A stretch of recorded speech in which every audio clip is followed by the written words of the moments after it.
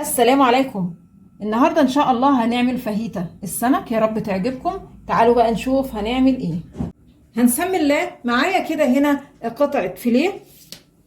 ابتدي الاول اقطعها كده مكعبات، هجيبها بالعرض كده الاول. بعد ما قطعتها كده شرايح ابتدي اقطعها كده مكعبات بالشكل ده. وتعالوا نبتدي الوصفة. معلقة او معلقتين زيت.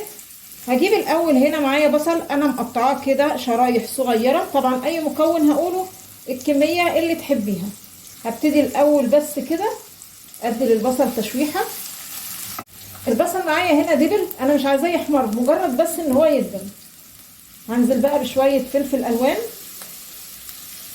الفلفل كمان خد تشويحه. انا مش عايزه الخضار يدبل معايا قوي، انا عايزه بس مجرد ان هو يتشوح كده ويدبل حاجه بسيطه. معايا هنا توم بقى وهريسه فلفل.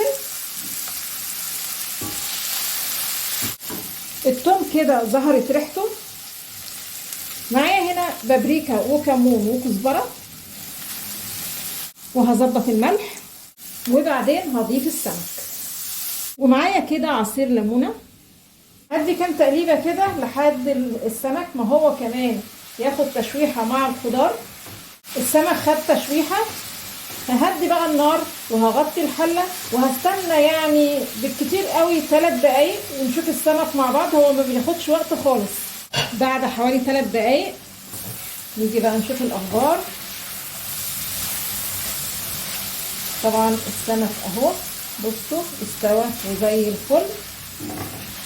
هطفي بقى على كده.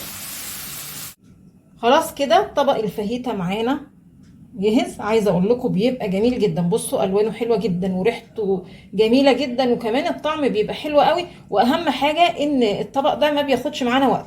عايزه اكد عليكم بصوا يعني الفلفل الالوان والبصل مش دبلانين.